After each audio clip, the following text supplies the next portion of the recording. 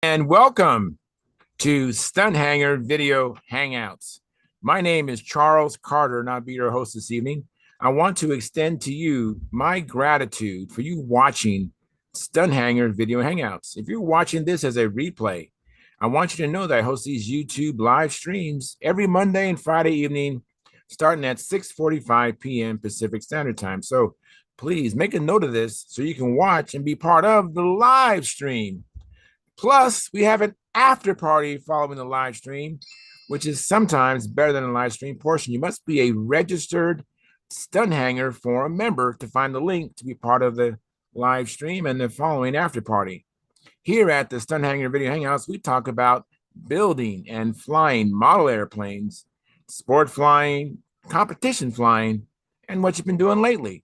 To join our conversation, if you are already a member of Stunthangar Forum, you can find the link if you scroll down to the section called At the Bench, which is right below in memory of our friends. Now, if you're not a member or if you're not logged into Stunthangar Forum, the At the Bench link will not appear. If you're not a member, please register at stunthangar.com/SMF. That's stunthangar.com/SMF.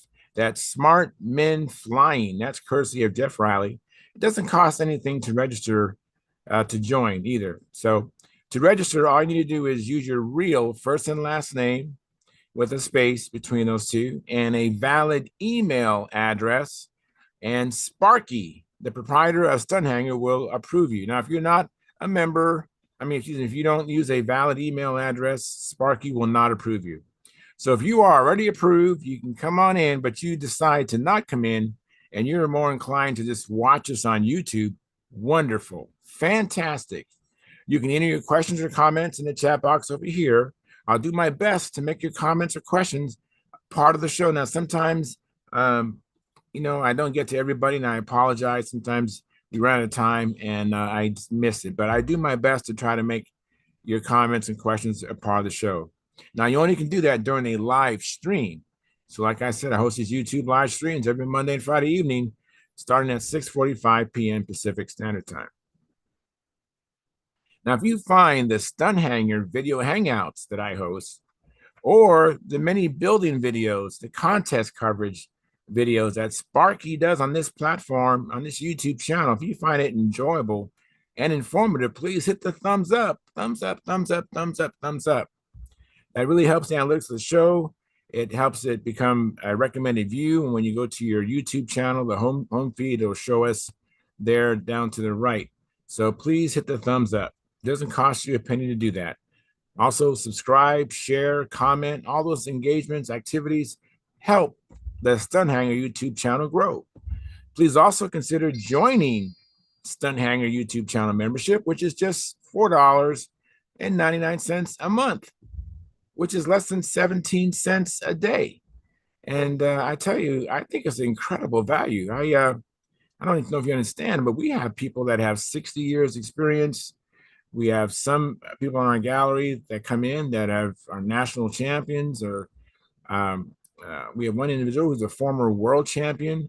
I mean, incredible talent and knowledge comes into our program. So, please glean from the information we provide and avoid having to reinvent the wheel. You can actually stand on the shoulder of giants in your modeling career here or modeling opportunity. So please support us. I think it's a terrific. I do it myself. I have the $4.99 come out of my own checking account. I don't have to do that. So I'm just asking you to partner up with me to support this program. And please do.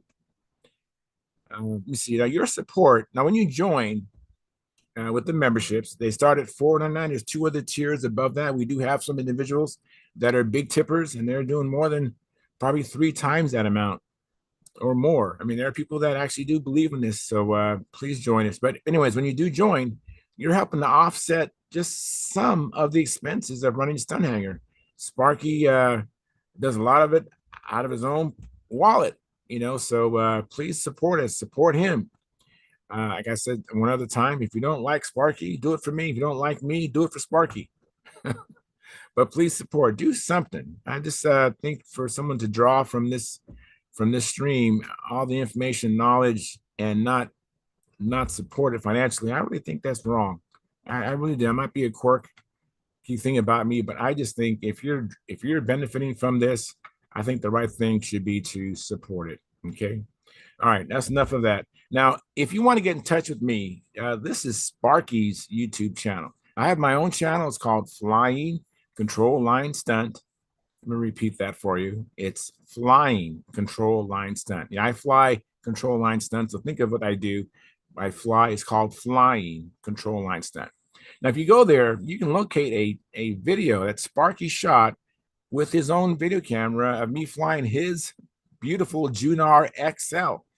It was orange back then, a pretty plane. It's pretty now. It's white with, I think, orange trim. A light, I think it was over a 700 square inch wing, and it was like 58 and a half ounces, if you can believe it.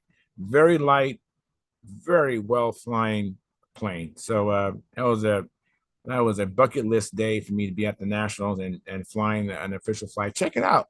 And if you like my channel, please like, share, subscribe there too. I appreciate that very much. Now, I want to also, as a member of Sparky's YouTube channel, you have access to member-only videos. Not all the videos, not even all the shows that we do are for public consumption. So, check it out. There are some things you might not be aware of that are there. Some good videos. There's a video of, I know Al Rabe has a video there. There's a few shows that are members only. So consider you might be missing out on something. Check it out.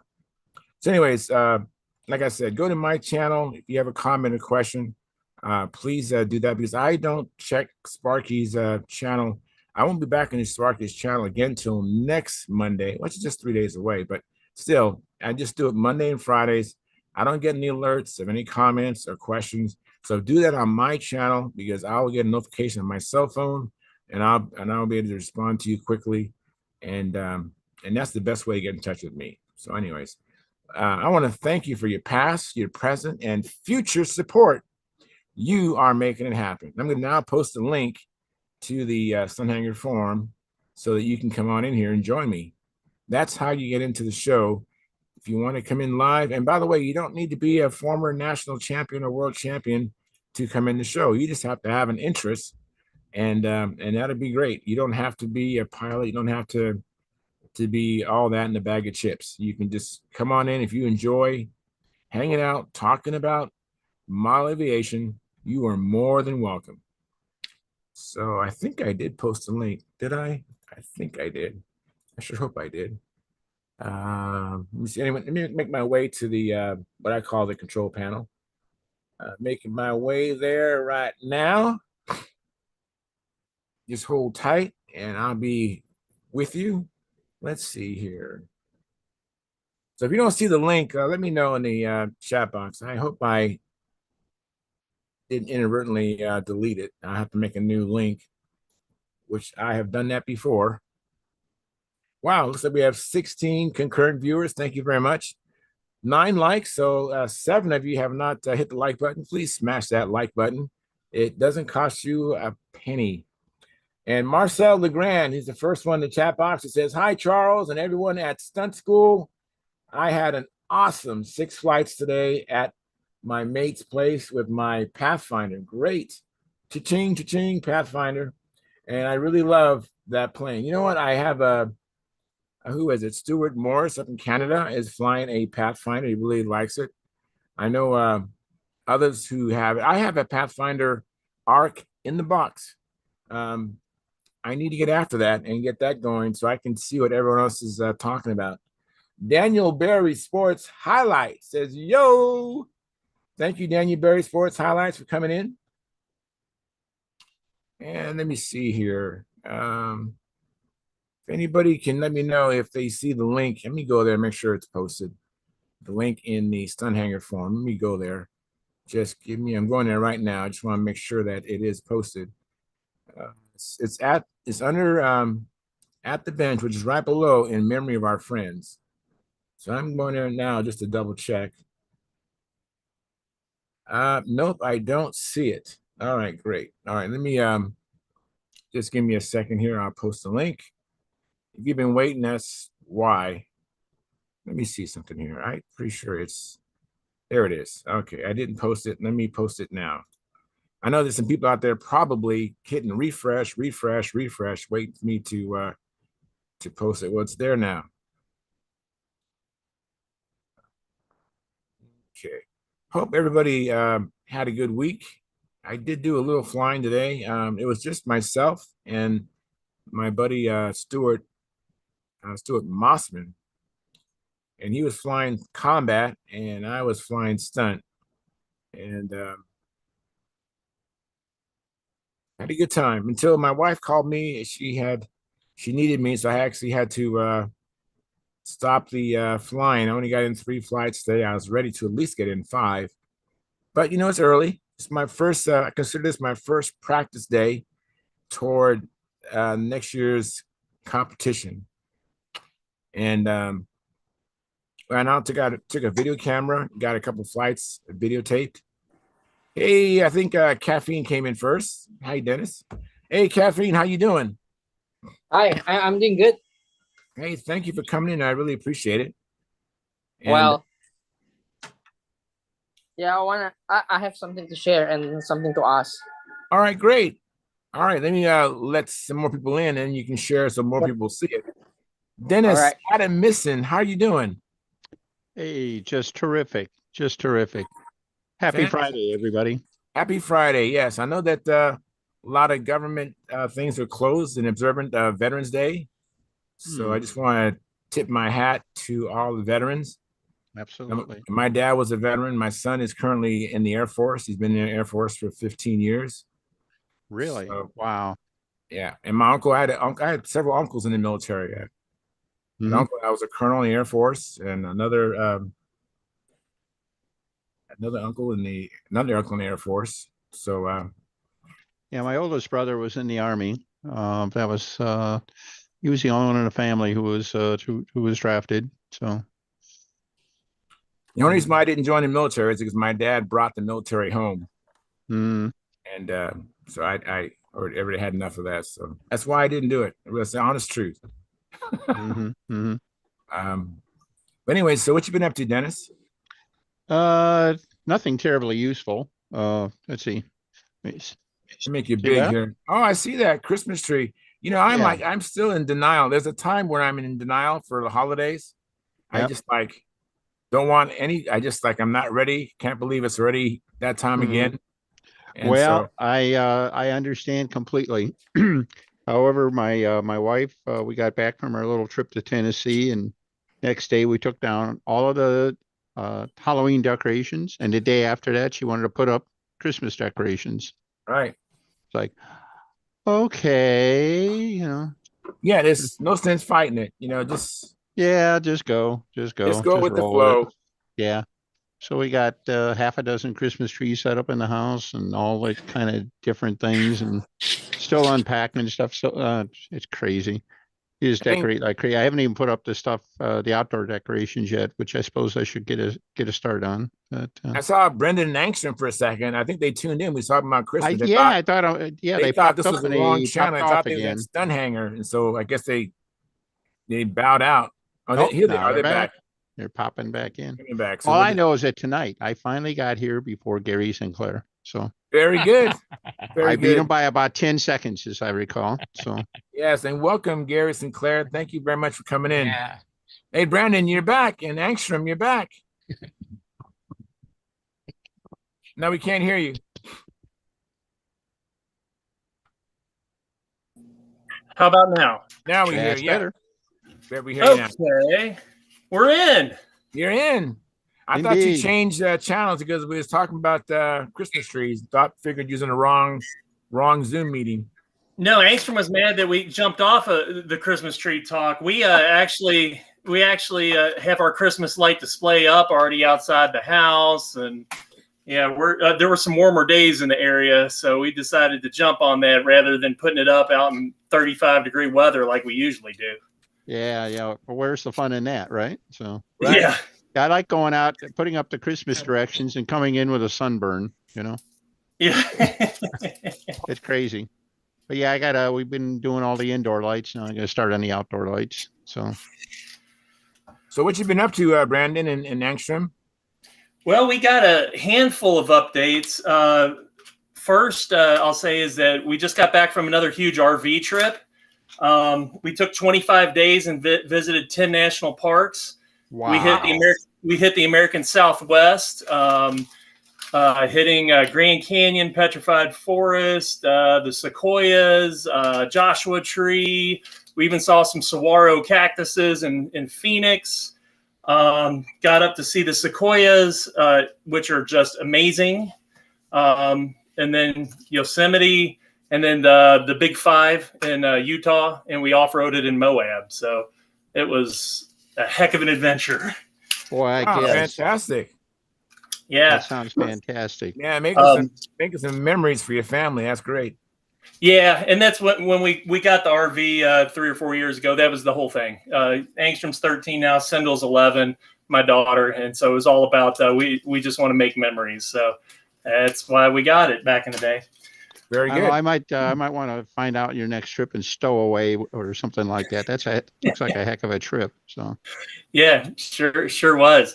But on the flying side of things, the we never got to talk about the Cleveland event here, or at least from Angstrom and I's side of things. And Dennis got to see some of that stuff firsthand. But absolutely. what was crazy was the first thing that happened when we showed up the night before the event. Angstrom had a Pathfinder that we had bought it off of someone else at Brodax, but we had been trying it out over the summer, and it was probably our best flying plane. So he loved it. He was all excited to put it in competition in Cleveland. And no joke, we get on the flying circle the night before, and John Paris comes over and looks at the plane, and he says, "Hey, I think these are the original lead outs on this thing." And I said, "Yeah, okay. What's the big deal with that?" "Oh, well, they're known for failure. Those things pop off." So he said that he's like, "Yeah, when you get that thing home, you should probably open that thing up at the bell crank and replace the lead outs." And I'm not kidding you. Angstrom's first flight, he gets out there, and in the wing over, the first coming out of it, it popped. Oh no. So John, was forecasted this whole thing. It popped, but it was able to turn over enough so that it didn't do the reverse. It didn't get inverted. It popped it, and I guess it had up, so it came out, but it tore off some of the landing gear and what have you. But it was salvageable. So we've since we put it up a couple of days ago, and we're able to change the lead outs and make it salvageable. And Angstrom's saying it's not the same as it was, but I'm hoping that's just a trimming factor. There wasn't really much damage to like the actual, any of the wood on the plane or anything, but it's crazy that John pretty much predicted that. It must have happened quite a bit. Do you happen to have any images of how the lead outs were installed earlier or originally? No, I don't have any of that, but yeah, John just was able to tell it was the original manufacturing on it, and yeah, I don't have that, but I've since replaced it with a Kevlar line. Trian's mentioned it before, so we've replaced it with Kevlar lead outs, and that's kind of my go-to now, so that I don't have. It's just easier to work with, Right. in my opinion. Charles, So- can I do a quick share? Yeah, go ahead. I think I fixed that. You got it disabled. All right, let me fix that real quick. Go ahead. This is my Pathfinder. Mine never failed in flight, but you see this lead out? Mhm. That's what was retaining when I took it apart, got to the bell crank. That's what was holding the lead out. It Wow. was like Holy cow! and why the reason that John called it out is they had a batch of Pathfinders where the lead out went through the tube, back out once, and that was that. And it was a real short piece of like stainless steel tubing, Wire. which doesn't grab worth a darn anyway when you try to crimp it. And and it just failed. And on this one, it actually, I'm not even exactly sure how it failed, but without failing all the way. But the tube was basically broke. The lead out broke out of the split tube, and the tube had hung on just enough, to keep the lead out from failing. Wow. And I was able to catch that in the basement. So, but it was just like John said. I was looking at that, saying, "No, I just don't trust this anymore." And that's what I had when I opened it up. But that's probably something like what happened to yours, except yours just pulled right on through. So Yeah, and it's crazy. We had probably put 30 or 40 flights on it before going up to Cleveland. It wasn't like it was our first go at it, and yeah, John just predicted it. He was a shot caller. Mine had probably 75 or 80 flights on it. And Yeah. again, no warning whatsoever what was there. I just opened it up and it's like, holy mackerel, I must be living right or something. I should have gone out and bought a lottery ticket or something because, Should have. well, maybe not because I used up all my luck on that lead out. But Yeah. anyhow. So I got two more updates to share. The shorter one is that the other day, a couple days ago, I put up my lightning streak. I've been practicing a lot, and I finally got two overhead eights in, which I think so. Angstrom's, did you see it? Yeah. Okay, that's my witness right there. All right, very good. Yeah. They definitely were not on top of each other, and they were scary as all get out. But I do have all components of the beginner flight pattern down. So Very good. Congratulations. Watch out next year. I'm coming at Brodax. There you go. All righty. That's right. Very good. And then the last piece is another thing from the Cleveland event, and Dennis saw it. But that was Angstrom's first go at Old Time Stunt. And we had our stunt wagon out there, and it took everything we had to get one official flight. So on the first one, we were in the middle of, what was it? Inside loops? It was inside loops. This been a minute, but he was doing his inside loops, and they were getting too tight, so he was losing some speed on it, and ended up that he clipped it on the ground, tore the tail off the back of it. Oh. So then there was the mad scramble to get out the epoxy and see what we could do to save it. It had loosened up some of the mounting the mounting wood that we were using for the nose as well. So mad scramble. The epoxy didn't set the first time. So the epoxy didn't set right the first time, and we were like probably 20 minutes away from flight, and it was still kind of not set the right way. So we glued it up again, and then people are saying, okay, it's your time, get out there. So we put up our second flight, and the compression fitting on the motor, is it a collet? What is that called? Oh, for the needle valve? Yeah, okay. Yeah, on the prop drive, you mean? Okay. Yeah, the collet. Okay, so that wasn't tightened well enough, and so during the level laps, it just popped off, and the whole collet and the prop came off. So we were able to use that as an attempt, but meanwhile, we got to get the plane fixed again between flights. So we're sitting there trying to crank this collet on. I just don't think it has the right compression on it, but we were able to crank that thing down as hard as we could. And we just got it on there when they called him up for a third one. And he got the third one up and got a score. So he did do a full pattern. He did not finish in the top 3, but he did get one Old Time Stunt pattern under his belt at the event, despite all the forces of nature working against us. So. Very good, Angstrom. Congratulations. And as I recall, you had some applause from the peanut gallery on that too for getting your flight in. I know because I was leading it, so I knew how hard you guys worked to get to that point. That was not what I know you didn't expect to have to work that hard to get one flight, but you got it. So good on you. So very good. Good going. I think who was it? I think it was Mark Gerber came in next. Hey, Mark, how you doing? Good, Charles. Back from Las Vegas.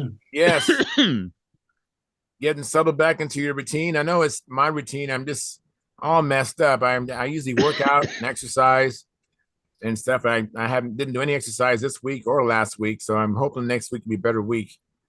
But I did go flying today. Have you been doing any flying or been doing any building? What you been doing? No, it's been cold here. I think next week it's going to be some flyable days, so I may try a little bit more. I've been started on my new Bearcat, so All right. You got any images to show or share with us? yeah, just a few.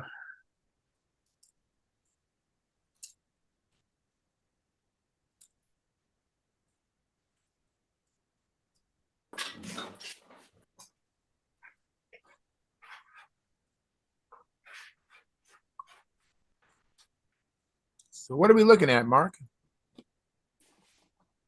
These are the spars for the Bearcat wing. Okay.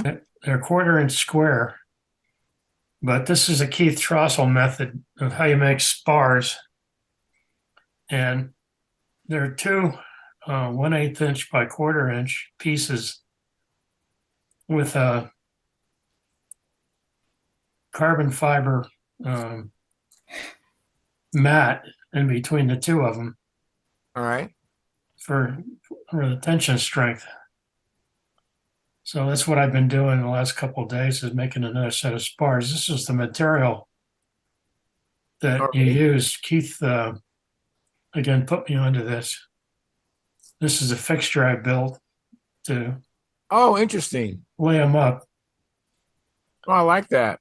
I was curious. So you're using epoxy, I imagine, right? No, I use CA. All right. So the CA just wicks in. You have that jig you have there. Yeah, so Just wick in the CA down the center. like that. Yeah. All right. Now, do you have any wax paper at the bottom? How do you keep it from getting all glued together? Well, it's two pieces, and there's enough of a slot here that I haven't had any CA glue the thing to the fixture yet. So, And that's but the thin CA you're using? yeah. And I go both directions. First, I lay the thing up. I use pieces of wood that are actually wider than 1/4. One of the things you discover when you start doing this kind of stuff. I don't think I have my favorite tool here. Oh, there it is, right there. What is that? It's an electronic caliper down here in the corner. This is my sanding machine. It's made by Model Machines in Florida, and there's about a 1.5 or 2 inch sanding drum inside here, and you can feed the piece of wood right under there, and you can adjust the height of the table very accurately. So I can machine balsa, basswood, and other soft woods within about 1/1000th of an inch. Wow. And I use this a lot. It's about a $400 piece of equipment, so it's not cheap. But I've had it almost 3 years now, and it's held up really well and works great. So is it kind of like a planer? It's a sanding drum. That would be a great way of getting back to a true 1/4 square then with the extra layer in there and stuff. And that's exactly what I do. Is I get wood that's too wide and usually too thick. And here's a whole bunch of spars I got done, ready to go. Mhm. So I'm working with a friend trying to get the laser cutting done for the ribs, Mhm. and then I'll be ready to start putting the wing together. So probably in another Alright. week I'll have some ribs to put in the fixture and get things glued up. So That's great. What about your fixture? You say you've never glued it all together? not Yeah, yet. send it my way and hold my beer. All right. I'll get that sucker glued so solid. I mean, you'll be feeding the screws through the sander Well, trying what to you have to do trying to is sand off everything. you but, can't. The CA doesn't really wick all the way through from one side to the other uh-huh. because of the pressure. Hmm. So what I do is I once I glue it up, I put it in the machine and I square the top off up here. And then I take it out of this fixture. And after that, I can just run it through the machine by itself. But before I do that, I flip it over and I put CA on the other side. Mm-hmm. So I got Okay. CA coming in from both sides. That way I get a good solid Yeah, bond all the way absolutely. through. And then I can start sanding on the other side too. Is that And I just unidirectional cloth there? I can't tell. Or is that a it's woven cloth? no, it's not woven. It's It's all basically with the strands right going the same direction. yeah, everything's going this way. Yeah. And you can actually pull it apart with your hands if you want to. Yep. It makes for a very strong piece of carbon that way, though. Yeah. So the fibers, go a long way. I don't know how they're all woven in here, but All right. I lay a steel straight edge on here or aluminum straight edge, and I cut a slice off about a quarter of an inch wide. And I tack glue it on one side of these two pieces, and then I mate the pieces together and put them in the fixture and tighten the screws Mm-hmm. and start putting it through the sander. So Excellent. again, this is all Keith's Russell, except for the fixture. I don't know how Keith does his, and he doesn't have a sander, I don't think. But this is what Keith explained to me is a good way to make spars for the Bearcat. So that's how I did the first one, and that's how I'm doing the second one. So that's what I've been doing the last couple of days. Very good. Thank you very much for showing. All right, I see that Bart Kopinski came in. Hey, Bart, how you doing? Thanks for coming in. I'm doing good. I screwed up and got in again. Hey, I appreciate it, man. And your audio I could sounds not last Monday. I okay. sat there till quarter after. I could not get it in. So anyway, I got in here and then my picture didn't come up for a while, even though I was in. But I don't know. This thing is really messy. But I'm doing well. Thank you. Good. You've been working on your Pathfinder or Tempest? No, I haven't touched a model at all. I've been cleaning house. I'm spending quite a bit of time at the gym right now. Oh, good. I just realized that my balance was off and I can't bend my back and, several different things. So I'm trying to get that taken care of. And I won't be here for the holidays pretty much. So gonna have to wait till the new year and I'll dig back into it. I've got to get my twin done. That's the one I'm concerned with, the too much. Okay, good. Yeah, you got to get that done. I'd like to fly to BSC this year. Oh, good. That'd be great. That'd be great. As bad as I'll be. I'm not flying well at all, but of course I haven't been flying a lot, but we'll get there. Yeah, little by little. I got to see what all you other guys are doing. Congratulations on the old time pattern, by the way. Yeah, that's pretty awesome. You want to make sure your handle isn't set too quick so that you get locked into those tight loops. You want to be able to use your arm and your wrist and fly the loop around, and that'll help you a lot. Yeah, the other thing with old time stunt, I mean, he's aware of it, is that you got a bigger leeway. You don't have to get those get it within a 45 circle. You're able to get it. It's supposed to be a 60 degrees. Yeah, so you have a little bit more. You can maintain a little more speed and whatnot. But he's used to flying those tight things. It was funny because he started learning the old time stunt pattern. And then all of a sudden, he started getting it jumbled on a lot of stuff. It happens. You're out there, and you're probably a little bit nervous too. But what you could do is like take a ringmaster or something and practice the big loops. Practice flying the loops. Use your arm and lead the airplane around just a little bit, and it'll help. So anyway, good going. Glad you guys went to a lot of work to get that flight in. That's good. Yeah. And by the way, if you really want to mess yourself up, try flying the same airplane in old time pattern and using it in a modern pattern, like taking a ringmaster and flying it in old time and profile, or flying an old time, take the stunt wagon and fly it in classic, and then get into the flight and then do what the heck pattern is this one again? You know? Yeah. Right. Yeah. Just wait. You don't want to take that stunt wagon for classic stunt. No, sir. Uh, you do what you got to Actually, I do, lucked Bert. out one So, time. I flew my ringmaster over in California, and I won old time. And then I didn't have a classic airplane, so I flew it in classic, and I won. So it flew pretty good, though. It flew pretty good. yeah, I've flown a So ringmaster in old time, profile, and classic. yeah, At the yeah. same meet. In fact, it was kind of a low entry and everything like that. I went out on a circle. I had 3 batteries for it, and I just flew the flights back to back to back. Now that I was almost burned down, trying to keeping the pattern straight, Yeah. but that It's was it. easy to get crossed up. Hmm. All right. Very good. Thank you. Brad Lapointe, what you been up to? I'm just starting to do a little building. What are you We were building? up flying last weekend. What was you flying?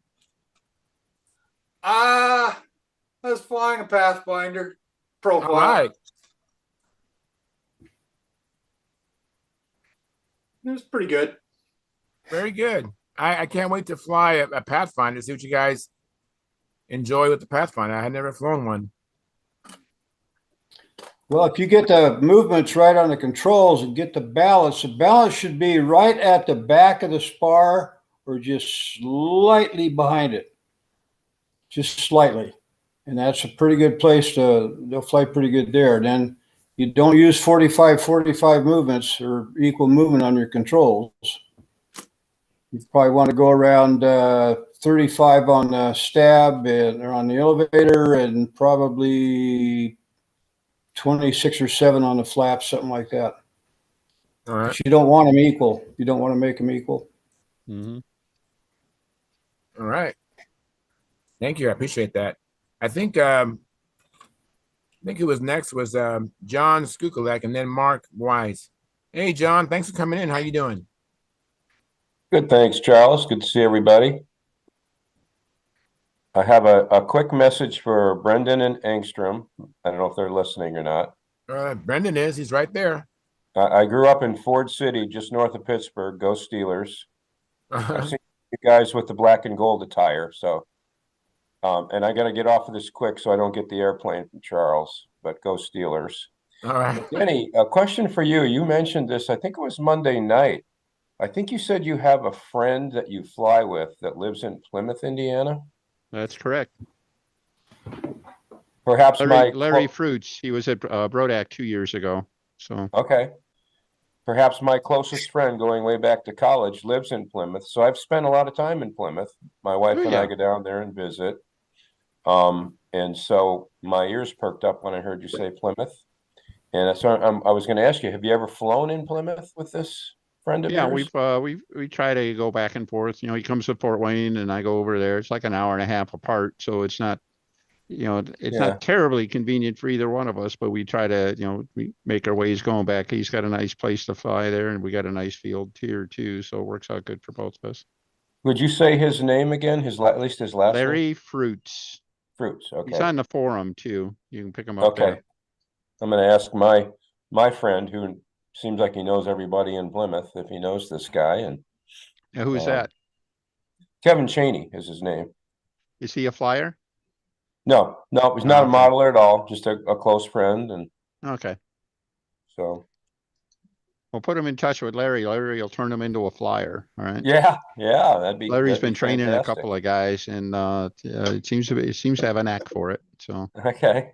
Shout out to Larry on that. He usually or often listens in. He hasn't joined this yet, but he often listens in. So that's good. I'm going to follow up on that a little bit.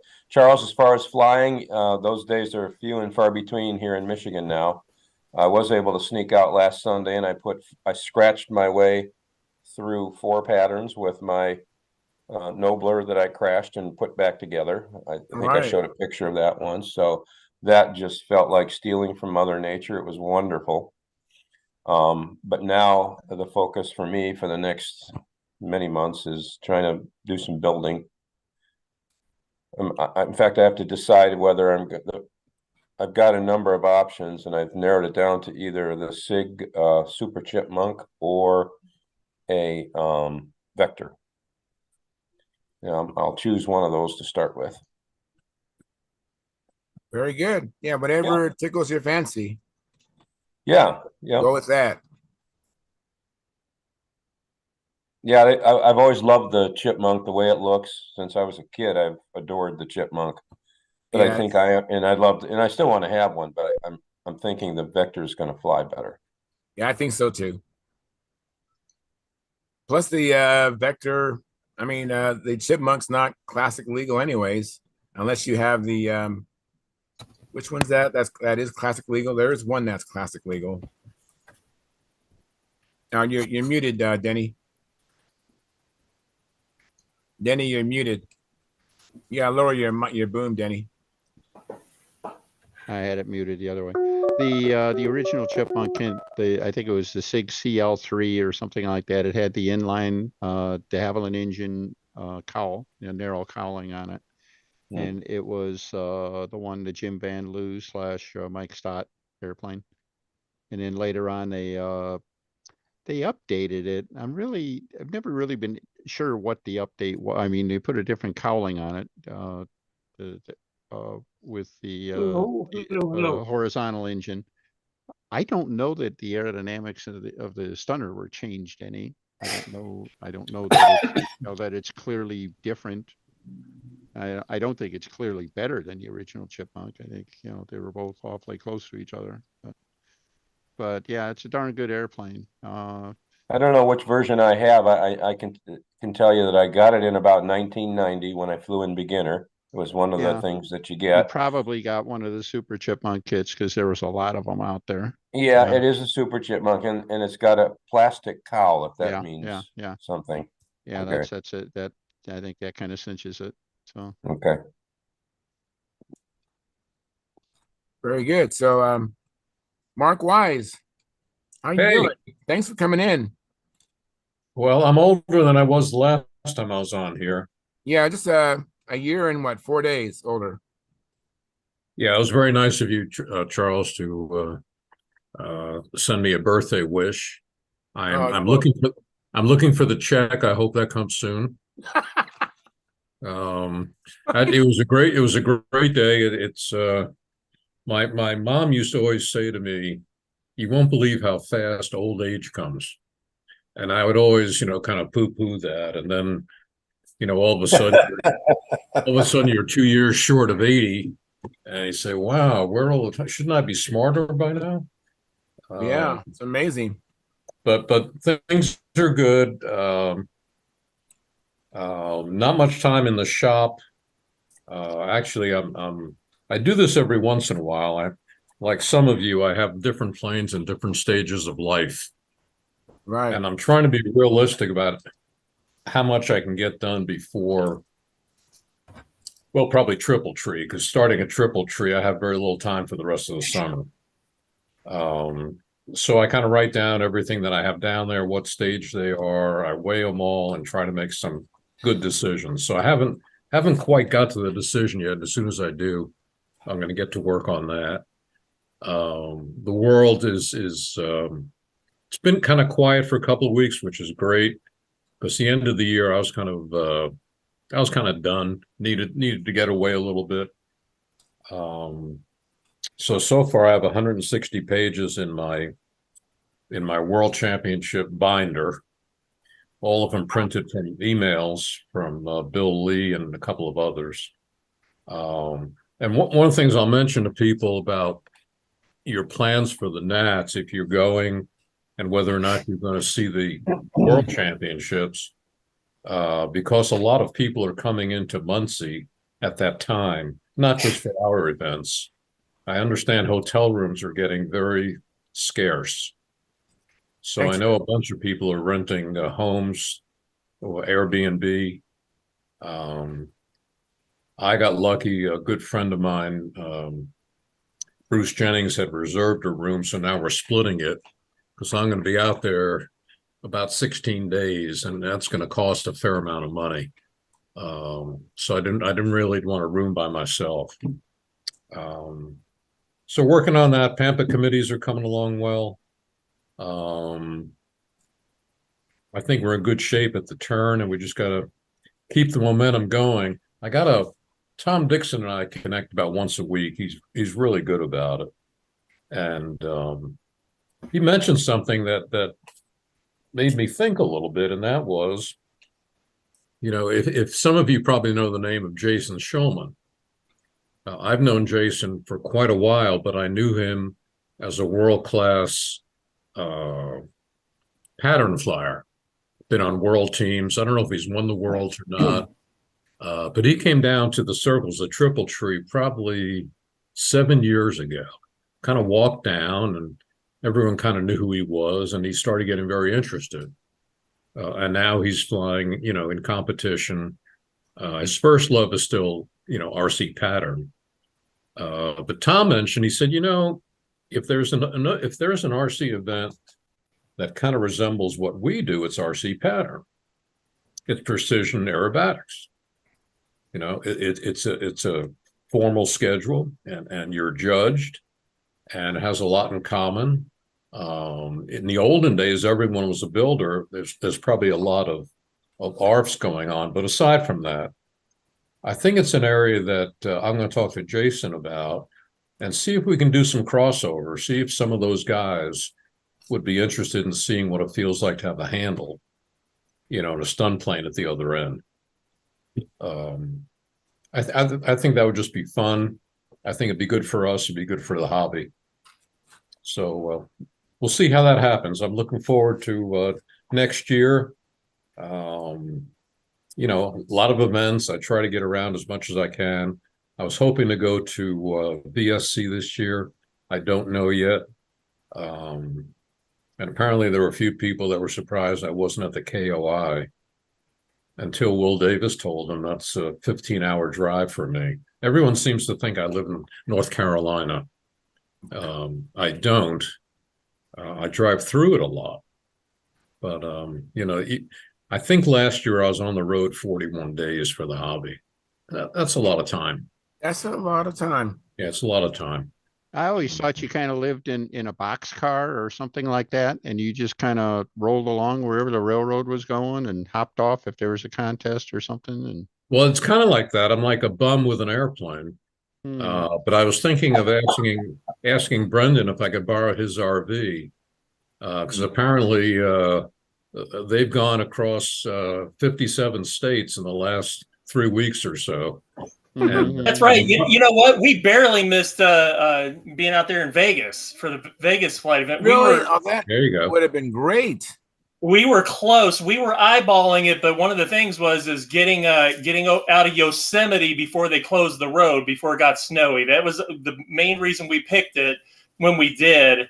But yeah, a couple of weeks later, and we had thought about being there for Vegas. Well, maybe how many miles did you put on? You know what? I'd have to take a look at it, but we think it was probably about 6,000. I mean, we were everywhere. Yeah. And then, of course, I don't know how the people in California do it. I mean, we were fighting $6 a gallon at some point. It's California. I'm sorry for you all with those gas prices out there. That's something else. There you go. That's true. That's very true. So anyway, it's good to be back. I hope to be kind of consistent now, Charles, and learn stuff from you guys. I really enjoyed the series on maneuvers. I thought that was several good nights of information.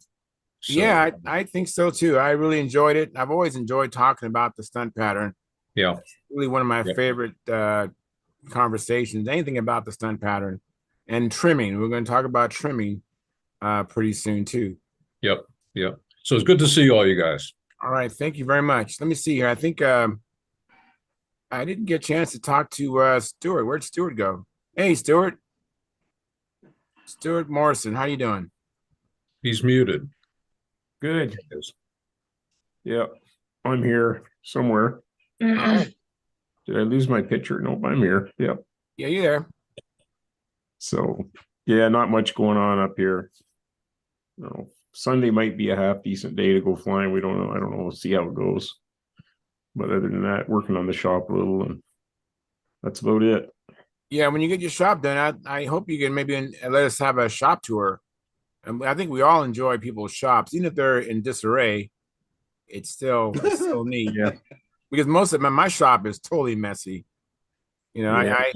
I have ideas of fixing it, but I'm always frantically trying to get ready to fly in a couple of days, you know.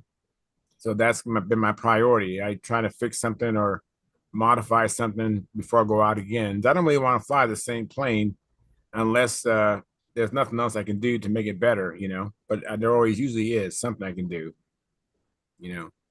So let me see. I think Philip Bay. Oh, you know what? Caffeine, you wanted to share with us, and then we'll go to Philip and then Tryon. Caffeine, are you still there, Caffeine? I see your avatar.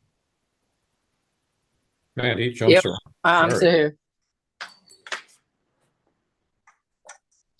Hey, Hey, so I'm not flying today. I'm reorganizing my toolbox. Just get rid of all the things that I don't need right. while I'm on the field, because it's currently it's too heavy to take all the unnecessary things to the field. So uh just about 2 days ago or 3 days ago, I went to a local hobby shop here in Indonesia. It's near to where I live, and then suddenly it's very unexpected that I have found this. Let me show you. All right. Um, can you see my screen? Yeah, I see you're sharing something. Uh, Yeah. no, not this one, but voila. Well, you An found an Oriental. Oriental Yeah. in a local hobby shop in Wow. Indonesia. Yes. Wow. Cool. It Good model. Because well, I actually I did ask the owner about yeah, do you have any control line lanes, and then he said he didn't have one, but just 2 days or 3 days ago, uh I was looking around at his shop, and then I was just going around to the storage area, and then wait a moment, is this product Oriental, and then this is it.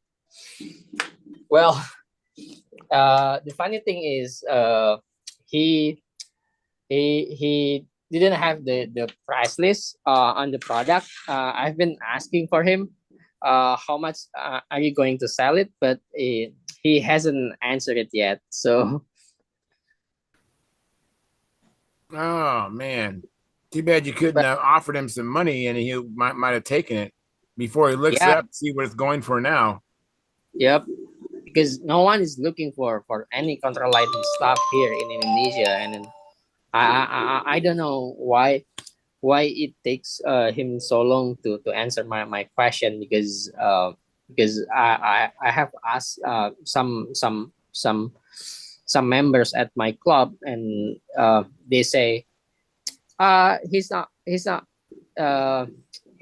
doing that business anymore, because he he just doesn't care about um someone who asks for price, and then even the his uh his friend, longtime friend, when they ask for something, they text him, they didn't get the answer from this hobby shop owner. So yeah, I'm still waiting for the price. All right. Well, hopefully you get a good deal. Hopefully. Yep. And I also have one quick question. So when you have this kind of prop washer, I'm sorry, with this kind of shape, uh, do I have to put it like this, or the other way around? The other Other way. way around. Okay, okay, I Good see. question.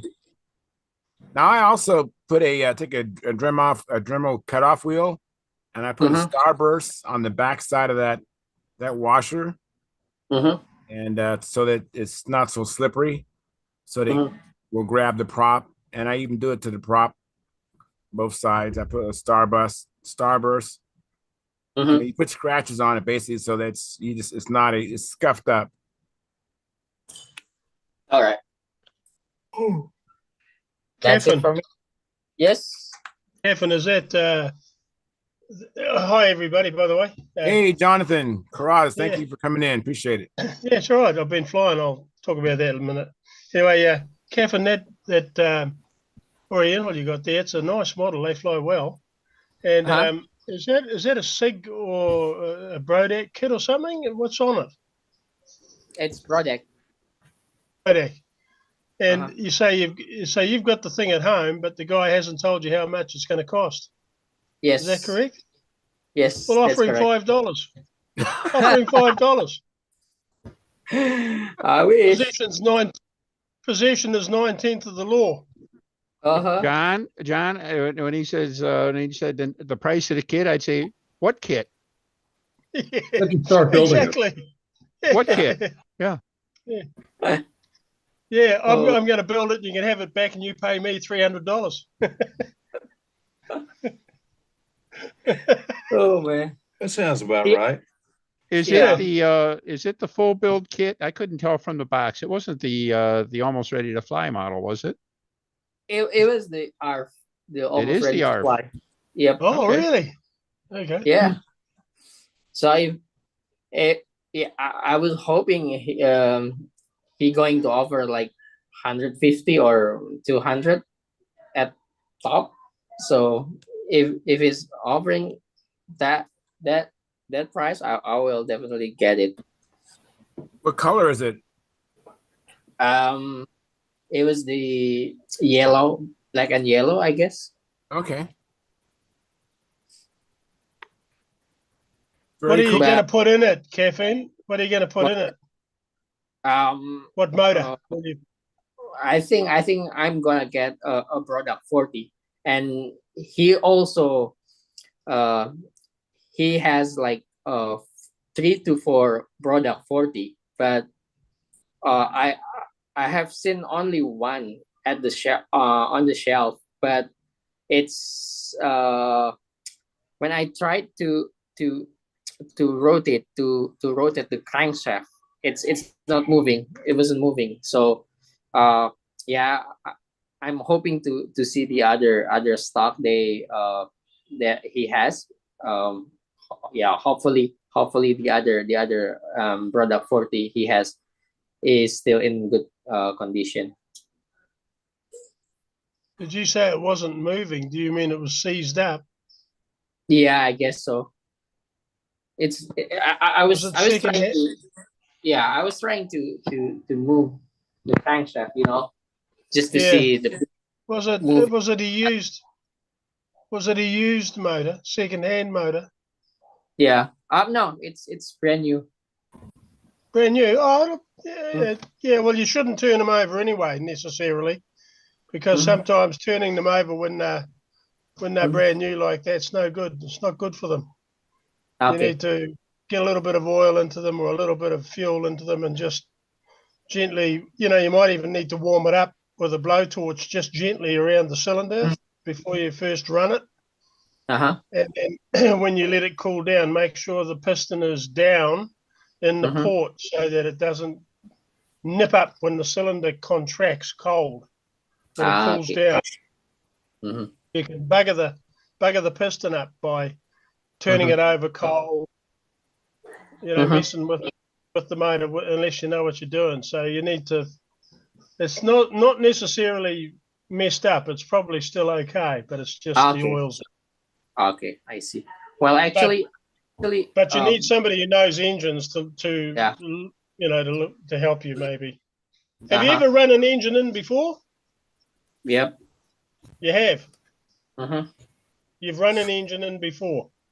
Okay. Well, this Enya 40 the Braddock 40 engine that I saw at his shop. I've seen it. The first time I saw it, it was back in March 2030, and I've been waiting for his answer. How much is it? How much is for the engine? But up until now, I haven't got. Oh no. Wow, that's kind of frustrating. Oh dear, oh dear. Because why? Just sell it to me because no one is looking anymore here. It's just No wonder he's still in business. Yeah, yeah, I'm surprised yeah. he's still in business too. Not even Maybe he's having not. things. Maybe he's not in business. So maybe you should Well, try the I $5 think, trick. yeah. Well, Try I the think $5 trick. I think it's his side business, so he doesn't really care anymore. He has another thing to do. I Okay, don't. Yeah, I don't know. So, but it's just weird.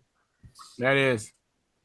Let me bring in Philip Bailey, and then I want to get to I think Jim Hoffman and John Miller. Hey, what's up, Philip? How you doing? Thanks for coming in. Doing, hey, yeah, thank you. Doing great, crazy as ever. Vicky says, "Hey." Hey, Vicky, how you doing, Vicky? She can't hear you. He said, "Hey, too, honey." Anyway, just hanging around, trying to get everything done that we can. I've been working on the SV. Oh, I got a good. piece of wood. I got a piece of wood from Tommy, and started cutting it up, and about ready to start trying to assemble it. Now I got to find a piece of that phenolic to make the front out of, or make one out of a harder piece of wood. But I was trying to figure out how to take that thing apart, and I was going to saw it and all this stuff. And I finally said, they put these together with hot glue. I wonder if you could put it on we've got a stove that has a glass top. I wonder if you could put it on the glass top and run it around, get it hot, and pry it apart. If you ever need to get one apart, it works. It works. It works. You Oh, say cool. you got to get it so hot you'll see it start to stink. I mean, it starts to make a weird smell. And my wife says it smells like hot glue. So I can't smell. So let me qualify that. I can't smell. I can see the steam and I called it smoke, but it's steam. But I didn't know what it was because I can't smell. So we popped it up and then took a sharp knife and put between it and popped it one time, and the rest of it popped off. So now I got a perfect template to make a new nose piece. So I'd already marked the other piece of wood where all the pieces come out to hold it in place. So anyway, now I got a way to put everything back once I get it cut. But I'm trying to find a piece of that phenolic. I was hoping Bobby was going to be on here tonight. I was going to see if I could get a piece from him, or if he could tell me where to get it. Yeah, I think it's called G10 material. I think. I don't think it's what? I think it's G10. G10. Okay. I don't think it's phenolic. I know they use phenolic on bell cranks, but I don't think that's for what Bob Hunt's using. G10. Well, I'll try to call Bob tomorrow and see if I can get in touch with him. But anyway, it's I'm getting there. I think Jim Hoffman has something. Let me share. Make it big. Oh, McMaster and Carr. Thank you, Jim. It's Appreciate Yarrowlight that. over there. Thank you, Jim. That'll help. Thank you, Jim. Appreciate it. Boy, I tell you what, it's if you don't have people to help you out with this stuff, some of it can be real frustrating. Right. It's hard to find stuff. So you can add that to your list, Mark Wise, the G10 material. Yeah. Jim Hoffman just showed that you can get it at McAsser Carr. Yeah, they're on the list. Yeah. Probably not under that category. Yeah, they have a lot of stuff. They do. Well, I tuned in late, so I'll ask anyway. Mark, how are you? Sounds Me? like you've been busy. Yeah. I have, but that's okay. I'm doing good. Thanks for asking, Bill. Yeah, if you keep coming through North Carolina, holler sometime, and Tommy and the guys, and I'll meet you somewhere, have dinner or lunch or go flying or something. I think we can come up with an airplane for you to fly. Between us, we'll come up with something. I would enjoy that. That sounds good. Well, it sounds good anytime. Let me get Jim Hoffman in here, and then John Miller and Gordon Delaney. Hey, Tante Cords. Hey, Jim, how you doing, man? Thanks for coming in. I appreciate it. Good. Nice to see everybody. Yeah. Yes, yeah, that's Not fine. not much What you do is airplane you building just this week. fry. That's okay. You been doing any flying? No, no.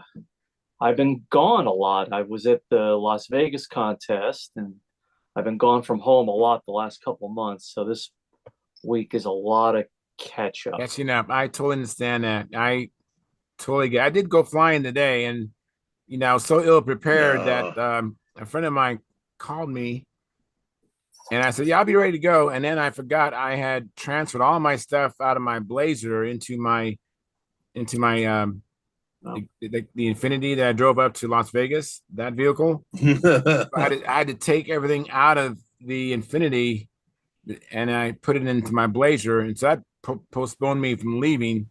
But I was like, mate, I wasn't even ready, as I had stuff in my garage. I totally had messed up my airplane car, my Blazer, which normally is what I drive. You saw the Blazer when you was out here, Philip. So I had to reconstitute that Blazer for flying again.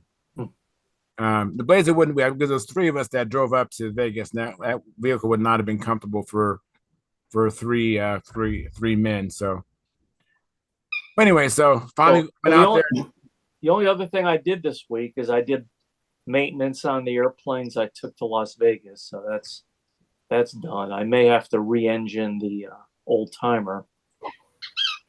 But I did some VSC work. I got the flyer, got everything finished. So all the planning is done so we can complete the flyer. And I've posted the flyer on Stunthangar. I've distributed it to the few places you can to get us some publicity, to the Flying Lines website, to the Pampa Facebook page, to the Pampa website. I've distributed. I don't think anyone's actually done anything with it. Not yet, but we will, Jim. And then shortly, I'm going to do a mass email. I have a long email list, and I'll send it to individuals. The only thing I'm waiting for is the flyer for the Southwest Regionals. That's the first weekend in February in Tucson. And so it's nice to just include that flyer with the VSC flyer. So, because it's the same group of people. So it's a mailing list of several hundred people by email. Wow. So hopefully that'll go out in the next week or so. Very good. So the first week in February is the Southwest Regionals, and then in March is VSC. Yes, the best way to remember the Southwest Regionals is football season. You have the last playoff game, a blank weekend, and then you have the Super Bowl.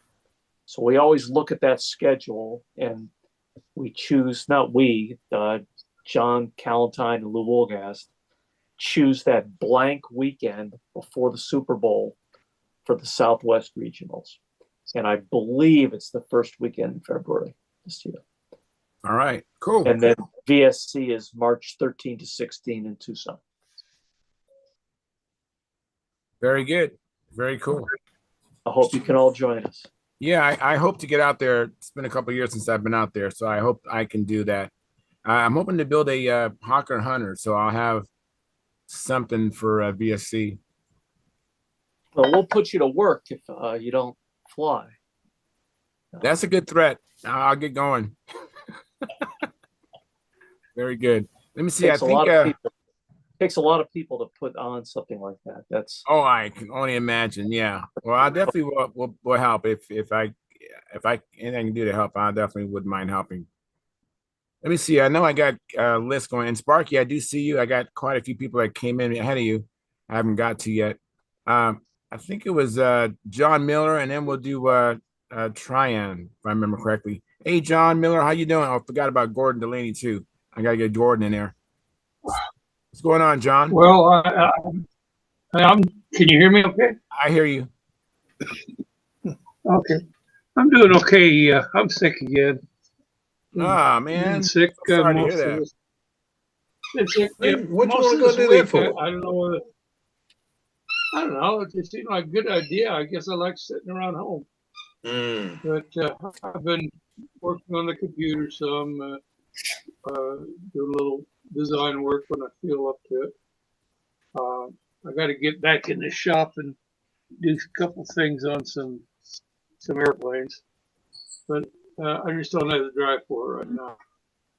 So I had a heck of a time getting in here. It says I need to download a new Zoom meeting thing, and I did that, and nothing happened. I couldn't get in. Had to go the hard and long way by coming in on my browser.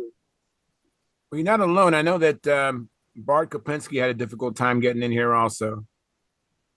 So I don't know if is Bart still here. Yeah, Bart's still here. Yeah, I'm here. Yeah, Bart's still here. I have a hard time every time. yeah. Wakey, Pretty good. How you doing? Well, let me get to Gordon Delaney. And Gordon, how you doing, Gordon? I'm good. Sorry, got in late. I was watching the Jazz game. No problem. No problem at all. So have you been doing anything on your Pathfinder? Are you feeling up to it now or what? Well, I did work on it today for a little bit. I got the tape off and got to scrape my trim lines, and I'll remask it and paint it. So I got it done. Very, very good. And then let me see, Tryon. Hi, what's going on with you, Tryon? Not much, same old. Same old. One thing I want to say, Mark, was your birthday not too long ago, right? Thank you. Happy birthday. Thank you, buddy. And Caffeine was earlier talking about his toolbox. And I was giggling at it because I know the second he's going to take something out of his toolbox and leave it home, next time he's going to go to the flying field, he's going to need it. Going to need it. I know. That's why mine's so heavy. Now, so much stuff for that fear of needing it when I need it, you know? Yeah, that's why I have two boxes. One stays in the that car in mind, and you one goes might to want to field. have two boxes. One that's strictly for flight with your glow plug, your fueling system, your line and cables, and That's what anything I that do you now. need just for flying, and a big one that sits in a car somewhere else, so you don't have to carry the stuff with you unless you really need it. But right, that would be the method to my madness on there.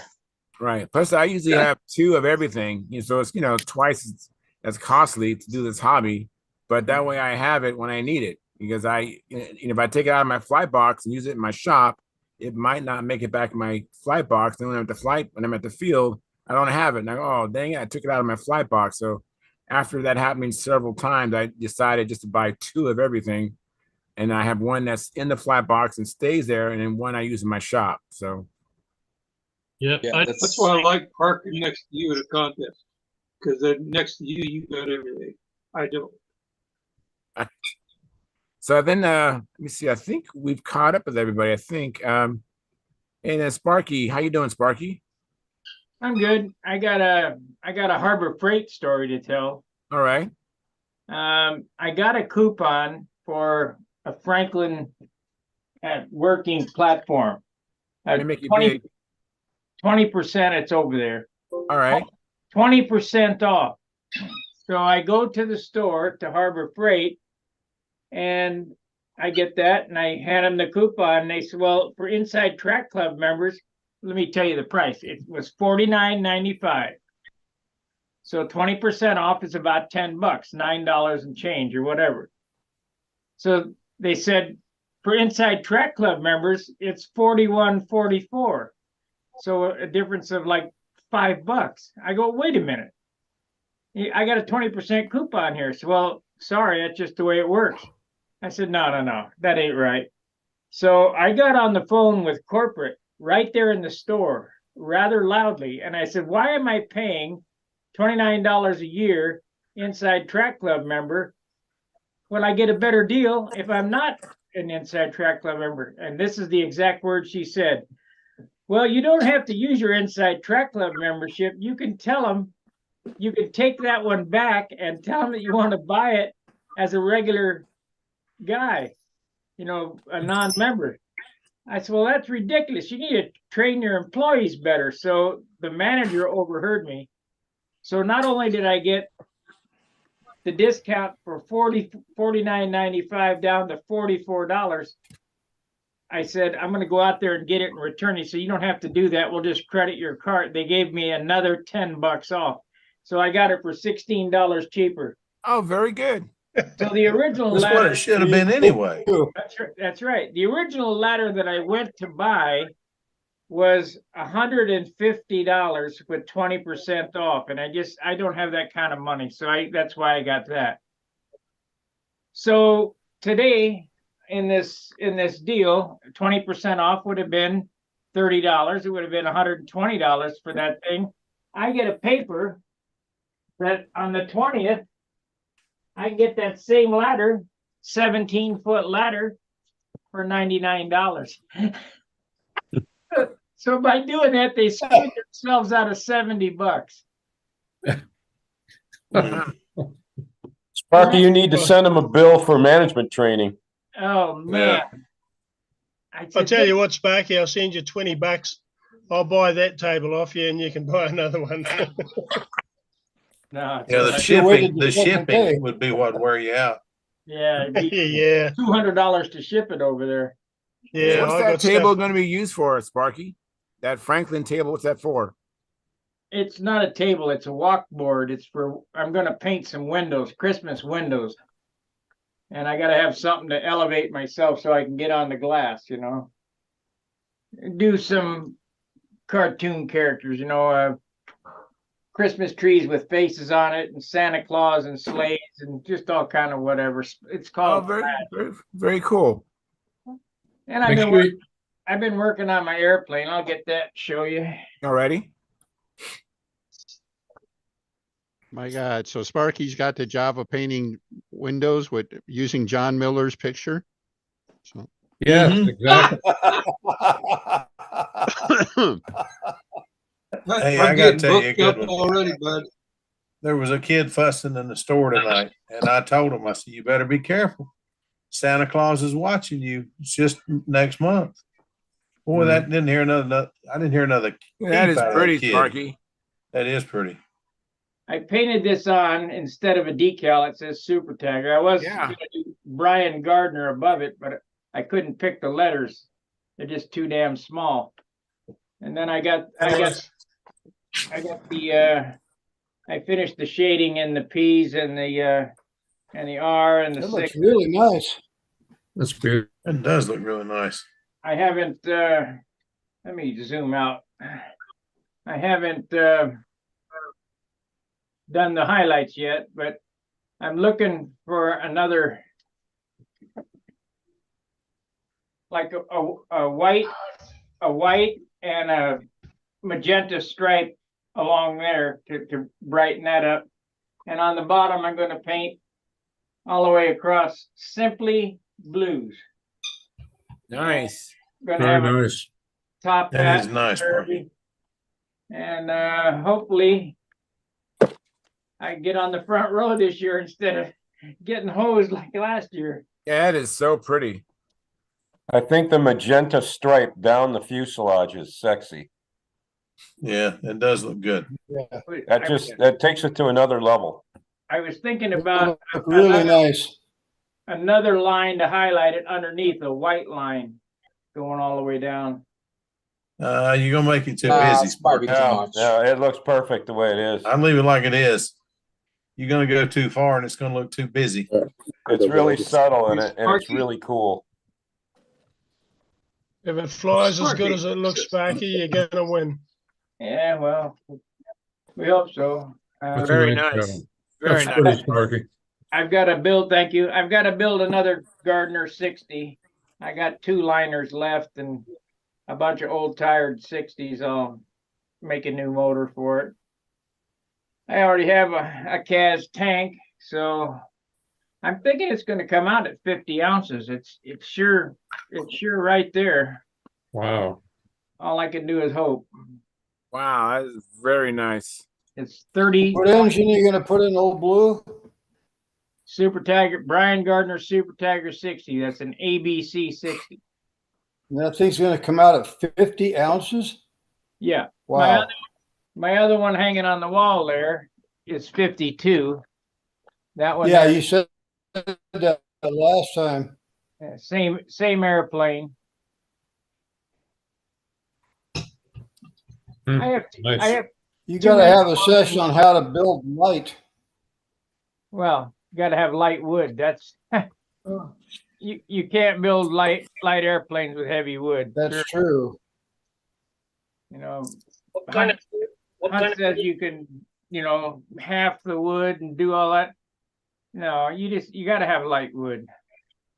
What kind of glue do you use? Light wood. I use CA, as little as I can.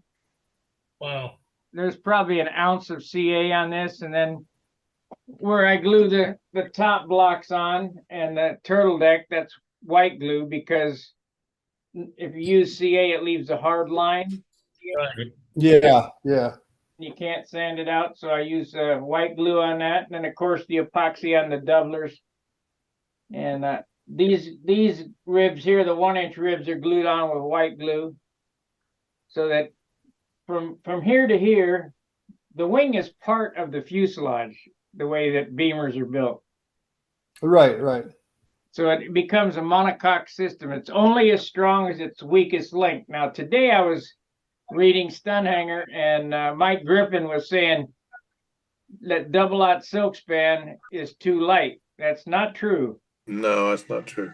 I cover all my models with double-aught silk span, and if I could figure out how to if I had the talent to do Japanese tissue, I'd use Jap tissue, because the strength comes from the dope. And here's another thing.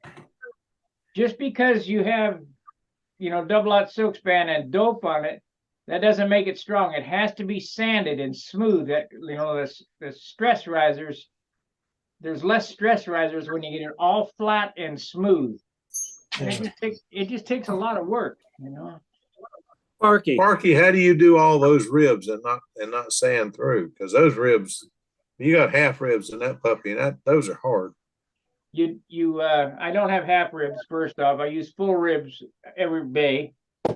Wow. And after I get 3 coats of dope on the clear dope on the wings, I take a striping brush and I put 3 to 6 more coats just on top of the ribs. Okay. Because you're going to sand through them if you don't. Then when you put the paint on it, it kind of, I use enough thinner that it melts it down. It all melts together. So I'm thinking tomorrow, to lock this up, I'm going to shoot a 70-30 coat of clear on this thing to lock all the paint down. I only got 1 quart of dope left to use. I won't use any more than my allotted amount, but I'll mix up some, 70% thinner, 30% dope, and shoot a coat on this to seal it up so that I can ink it. Very good. Yeah. Hey, Jim, you have a question for Sparky, Jim, or? I do. I saw your comment, Sparky, on Stunthangar. You just mentioned it, that you felt that all the strength in a wing like the I-beamer you hold is in the dope and not in the tissue. Correct. So how do you know that? What is it? Have you done testing, or what's that opinion based on? Well, I'm not disagreeing with you. I just want to understand where that came from. People say, well, you can't monocoat a beam wing. Nonsense. You can monocoat a beam wing and it works just fine. Mm-hmm. Why is that? It's such lightweight film, because the film is super smooth. It's real slick. That's one thing. Jerry Phelps would have covered this with Japanese tissue. That's really slick. So it has to come from the dope. It has to come from the covering. It's nitrocellulose. It's a plastic. Dope is plastic. So it has to come from that. Well, I've built 3 or 4 I-beamers, and on a built-up wing too. When you tissue it, it instantly gets significantly stiffer. Correct. Right? The structure, and stiff in torsion, not in bending, stiff in torsion. Right. But I've never done measurements as I add dope to it. Does it get stiffer or not? I don't know. I was just wondering where your thought came from. The next time you crash a plane, Jim, cut a piece of fabric out of the wing and try to pull it apart with your hands. Correct. It's plastic. Right. You can't get it apart. Well, I also stitch my ribs too. And so that gives it more torsional. I don't know, it's torsional, where the wings are flapping like this. That's bending. Instead of a spar, I go top to bottom, bottom to top, all the way out. They're X'd all the way out between each rib in the center. Does that work? I don't know. That's a shear web you're describing, right? And that does indeed help with bending, which is the flapping up and down. Right. And I think Mark made a great point. You take a piece of tissue off a dead airplane, and you're right. You give that a pull. That is strong as hell, much stronger than raw tissue. So I think I agree with your comment. Can I just say something here? My FW190 that I ploughed into my flying chair about a month ago, I covered that with silk because I wanted to give silk a go. And I could not believe how that strengthened the wing. I could twist the wing quite easily, both of them, inboard and outboard. When I put my hand on the end, I could actually twist the wing like this, torsion it. And when it was covered in silk and tightened up, it was locked, and it would hardly move at all. Watch this, see? And on an I-beam, you couldn't do that from a tip. It's all locked. It's all locked together. Well, if y'all think about it, Bruce Jennings has done several I-beam planes. The June R. I've forgotten what all else, but I remember his June R, and it seemed like he did a Cobra, but the June R is the one that really impressed me. Monocoque. Right. And he's done a couple other airplanes that were monocoque that were take apart wings. They came apart like it looked like an I-beam. I don't remember if it was or not, but Bruce has done a lot of work with monocoated, really beautiful, gorgeous airplanes and I-beam jobs, and they flew just fine. Monocoque. An I-beam airplane covered with monocoque. I've seen them. I've seen Bruce's airplanes. I don't know his structure, but if you take a traditional I-beam wing and coat it with monocoque, its stiffness will be marginal, not nearly as stiff as what parked behind Sparky with tissue on. Oh, I don't doubt that, but it's enough. They fly. I'm not disputing that. I'm just saying, if someone says that monocoque imparts the stiffness that a tissue and dope finish does, no, it don't. I do not agree with that. No. Well, if you really want to make it stiff, you cover with polyspan, but polyspan takes 3 times the amount of dope. You betcha. It takes a lot of dope. I use it all the time. Right. I like polyspan. I've done it, and I know how to do it, and I got a couple of rolls of it left, and it's real good stuff, but it's heavy. And I just... It takes a good bit of clear dope. I put on 5 or 6 brushed coats of dope with a little zinc stearate, and I'm ready for primer after that. You're not going to be able to poke this with it. I put a hole in the wing with my knuckle right here because there's not enough dope on it yet. But while I was taping this off, I put a hole in this wing right here. You can't see it because I fixed it, and you won't be able to see it once it's cleared. But I put a hole right there with my knuckle, and it didn't take much to do it. Yep, you won't do that. What you want to beat on the airplane for, Sparky? What's that? What do you want to beat on the airplane for? I didn't want to beat on it. It was an accident. Oh, okay. So that's an upside of polyspan. It's much more robust. Well, when Hayjack was alive, I went down in his basement, and he said, "I want to show you something." I said, "Okay, great." And he had a Formula S there, and he said, "Watch this." And he took a screwdriver, the size smaller than this one, but he took a screwdriver and he dropped it butt first onto the wing in an open bay, and it went boing, and it went on the table. I said, man, I got to get me some of that stuff. Until I started using it and realized how heavy it was. Sparky, who did you say did that demo? Gary Hayjack. Did he die? Oh yes, he's been gone a couple of years now. Oh crap! I'm sorry to hear that. Yeah. And Gary was a great guy. Let me get Howard Rush in. Hey, Howard, thanks for coming in. I appreciate it. Long time no see since Las Vegas, right? You got to unmute your mic, Howard. No, you time at my house, Charles. Oh, that's right. That's right. Ah, the Rush is in the house. All right. So what you been up to, Howard? I see your finger, Stuart. I get you to you in a minute. I've been driving. Yeah. Yeah, a lot.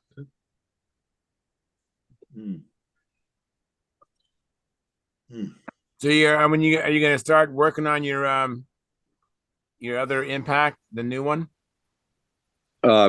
Yeah, I guess I ought to do that. I got to tidy up the shop. It needs tidying pretty badly. Yeah, I was talking to Mary Lou at the Las Vegas Stunt Challenge. She likes the old dog better than the new dog. What you do? You like the old dog better than the new dog? Yeah. Yeah, she said she does, but she doesn't fly it though. Right, but she watches it, so yeah. Cool. Well, yes, we enjoyed it. Yeah, I had a good time. It was a good turnout, great weather, man, great weather. I mean, a little bit warm, but fair winds. Good time. A lot of interesting people.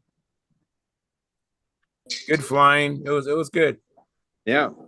It was very, very good.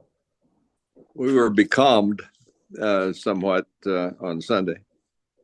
Yeah, it sure did change. I think that the Rubens really held the bad weather away at bay.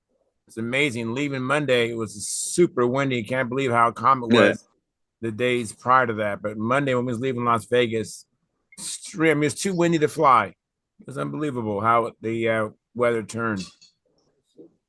But Sunday were some painful dead air flights. Yeah, yeah. Stuart, you gonna raise your finger? What's going on?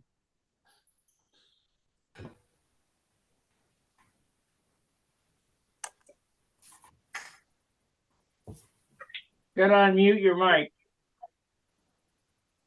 Yeah. About Cox Plains. If I get one for my grandsons, but I want to paint it, but I don't want to go through a lot of work to do it. And I was thinking you can use Tremclad, I think, on the plane. Then you've used that. I would assume some of you have, like a spray bomb of Tremclad. Don't even know what it is. I'm not familiar with that. I was just going to ask if the difference of 30% nitro in the fuel make a difference. You bet. It'll melt that paint right off of there. Will it with 30%? Yeah, 15% is paint remover. So I can't imagine what 30 is. Yeah. Oh, okay. Yeah, I didn't so know nail if that polish would. remover. I know that Len and those guys, I think, use the Tremclad on their planes. So I didn't know if the higher nitro would create more of a problem. That's all. Yeah, it does. Is that a film you're talking about? Sorry? Is that a film you're talking about? I'm just a Cox plane to paint the plane with Tremclad. What's Tremclad? Tremclad. It's a paint. Maybe you don't. Do you have that in the States? I don't think I've ever seen it before. Oh, okay. Maybe you don't have it. Okay, I'll check with Len on that. The thing to do is do a test before you put it on the airplane. Do a test. Yeah. Oh, I was gonna ask Glenn, but he's not here tonight, so I'll check with him because I know they put it on their planes, but I didn't know if the nitro made a difference, the net percentage. So There's only one paint that's impervious to nitro. Impervious. It's called Sunfire. They use it on Bonneville Salt Flats cars and Top Fuel cars, made by Sherman-Williams. Sunfire. Glass coat is pretty robust too. is that spray? Is that's something like a epoxy paint, or is it? Yeah, it's catalyzed. Yeah. Okay. Yeah, and I wanna get- automotive urethane. Hey, Sparky. Yeah. Did I hear you correct? Or it must have been a month ago, or more. Might have been 2 months ago. Somewhere I have this recollection that you were in the field somewhere, and you were talking about you were going to have a crack at making a model and finishing it with automotive lacquer. No, Or not automotive paint. No, base coat, clear coat. Oh, okay. Yeah, I got a foam wing. I got a couple foam wing airplanes where I don't need to shrink. I'm gonna try. I got some Wicked Colors, water-based paint. Ah, that was it. Yeah. And cover it with urethane to see if I can get a light finish that way. Right. I'm kind of skeptical on, I can't foresee myself using water-based paint on an open bay type wing. Because first off, water and wood don't mix. And second off, the water would make the tissue sag. But on a foam wing where you got or sheeted wing where you don't need that, I can't see why I can't use water-based paint. No. It's automotive stuff. Oh, well, I'll watch with interest if you have a crack at it. It'll be interesting to see how it turns out. Yeah, I want to know what the weight is. As a matter of fact, I think we're going to paint Steve's airplane, and he's doing a fine job. I'll get you his part. I'll show you what he built the other day. All right. Yeah, I have Jim Tickey's last airplane, the Pathfinder LE, is all painted with colors. Automotive. Say again, mate. Say that bit again. I missed it. Jim Tickey, he's passed away, but Yep. I got his. Oh, I didn't know that. That he had just finished and didn't have a chance to test fly it. And But what was it? What was it finished in? Water-based colors. Ah, right. It's beautiful. It's beautiful. Yep. This is Steve's project. I haven't. It looks like my work, but it's not. Trust me. I make him do everything. I've shown him what to do, and it's a real nice job. It's a 2.6 ounces. Oh, that's good. It's really good for a stabilizer. Usually they're 3. And it's a crossfire, of course. It's a foam core and sheeted. Well, it's got some sanding marks in it. I'm going to have him get out of it because you can't. He's scratched against the grain. It picked up a piece of something in the paper and kind of ground it in there. Otherwise, we're gonna have a big fill job. But he's doing a real nice job. He should have his airplane ready by 2025 at this rate. Very good. Very good. I have a comment from Brent Williams. He says that trim clad equals Rust-Oleum. Well, be cautious how much you put on it. Hey, I used Rust-Oleum here once, and I thought it was crap. That nitro will take Rust-Oleum off in a heartbeat because it's an enamel. I think I they're thought different. it was absolute crap. It didn't last 5 minutes. I think the two are different. They're not quite the same paints. So okay, that's what Brent Williams said. He said it's heavy stuff. Be cautious how much you use. And then Philip Bailey gave us a like. Thank you, Philip. Appreciate that. Stuart, have you ever monocoated? Yep. That works pretty well on small half-A planes. Not on plastic. Yeah, I'm not going to do a built-up wing. I'm just. Oh, you're talking about a plastic airplane? No, I'm not going to do a built-up wing though. They just have like a piece, a slab basically for the wing. It's Is it the wood or plastic? no, it's wood. Okay. It's the little wizard. Yeah. Oh yeah. I built one of those recently, and we monocoated it. It worked out well. Oh, you used the monocoat on it? Mm-hmm. My Yeah. grandson. Okay. Back when I was a kid, I had a little wizard, and I didn't know any better. I painted it with Pactra model paint. You know, it didn't stay on long, but it's enough for a few flights anyway. Yeah, I had a little wizard also, little wizard and a little jumping bean. Had a lot of them. Jumping bean was one of my favorites when I started out. Jumping bean and the little Satan. Yeah. Combat cats. Well, I love the combat kitten. My combat cats are still downstairs in the box. Never did build them. I have a comment from James Dean. He said, "Howdy, y'all. Howdy, James Dean. Thanks for coming in."